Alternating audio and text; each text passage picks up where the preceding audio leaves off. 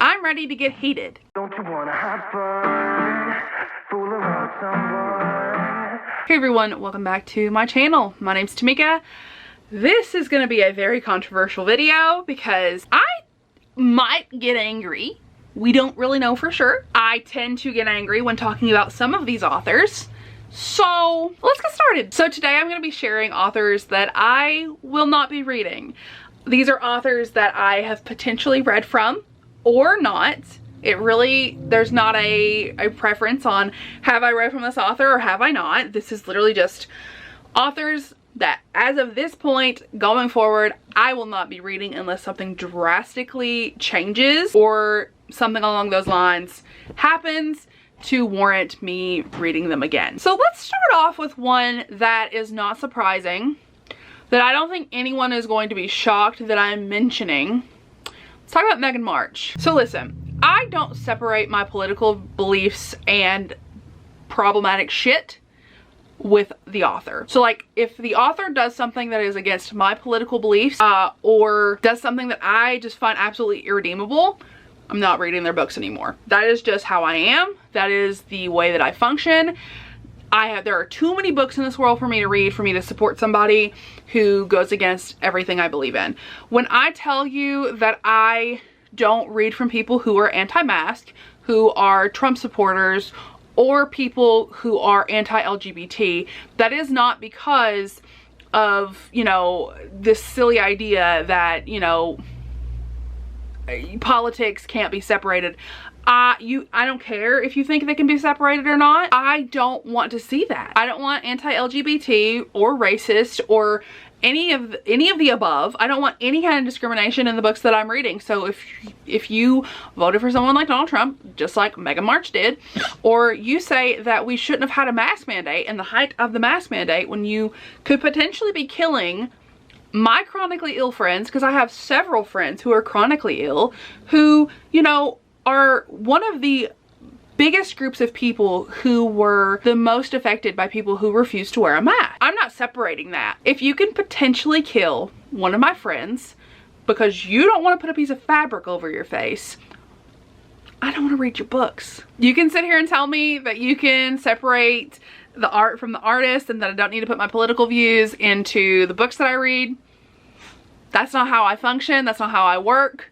If something is racist, if something is anti-LGBT, if something is just not right, I'm not reading it. I'm not going to support that author. I have had a lot of authors that I have had a very rocky relationship with that I have ultimately decided to stop supporting for these same reasons. What you believe is ingrained into what you write, and you can't convince me otherwise. On top of that, I do have a very petty reason why I refuse to read Megan March going forward outside of the actual reasons. I read one series by her where her main character was a girl from Eastern Kentucky. Are we shocked the portrayal was not good? I don't think Megan March has ever even been in the South, let alone in Kentucky. I think she picked like the smallest county and or city in Eastern Kentucky on a map and said, what's the closest to Tennessee, and how do I find a town that would maybe not have one stoplight? I'm also gonna put a bar in this town though, because that makes sense that we're a one stoplight town, but we have a bar.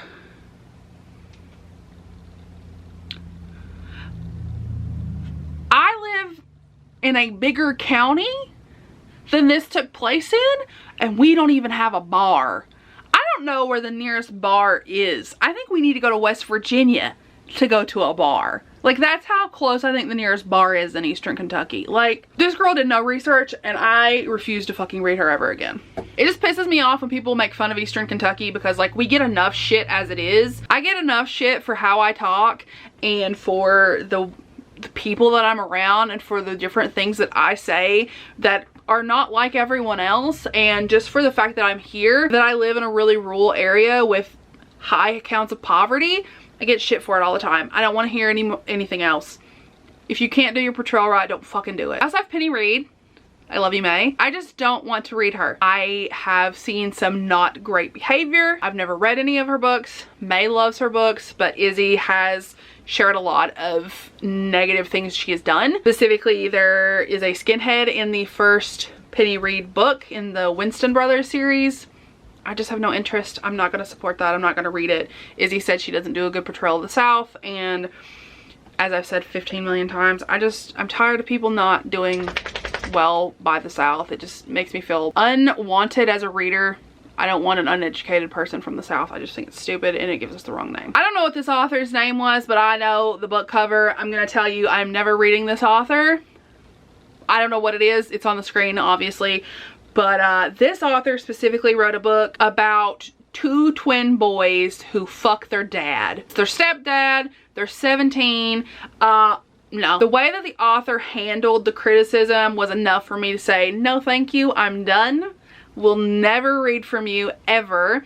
And that's the end of that. Like, I'm literally, like, that's it. I'm not reading from this author because I don't want to read about children fucking their dad. Who wants to read that? Who wants to read about 17-year-olds having a sexual relationship with a 40-some-year-old man? I don't. They were a week away from 18, make them 18. That's not that hard. This one might be a little controversial, but I don't want to read from Mel Kennedy. I wasn't sure on Mel Kennedy for a while, and then I heard that she wasn't the greatest about the LGBT community. She has written a male-male romance, and I, you know, was curious, would she ever write a female-female romance? And either one of two things has happened. I don't know which one it is, but I'm going to include both either way so you just know what I was informed of. She has either said she will not write sapphic romances, female-female romances, because they're not hot to her, or there is like sapphic phobic commentary in her books. It's one of those two things, and I'm not supporting that. If you are a woman, if you are a cis woman, a cis-het woman, that even if you are a cis-het woman writing male-male romances and you won't write a female-female romance because it's not hot to you, or you remotely make a female-female romance not look good in your book, I'm not reading your books. As a gay woman, I'm not supporting that, and I refuse to, until there is a legitimate statement from Mel Kennedy saying that she, you know, would write a female-female romance, or, you know, there's some kind of correction to this statement that I've heard, I'm not doing it. Next up is Charity B. This one, God bless, guys. Listen, I've read 2 books by Charity B.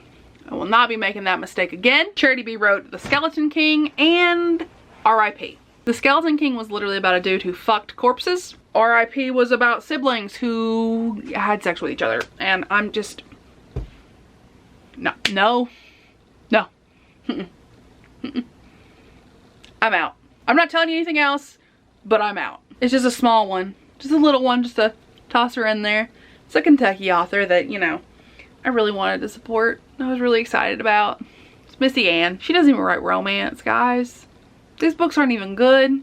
The stories I've read from her aren't even romances, and they're marketed as romances, and I don't have the energy. Those are all of the authors that I will not read from anymore.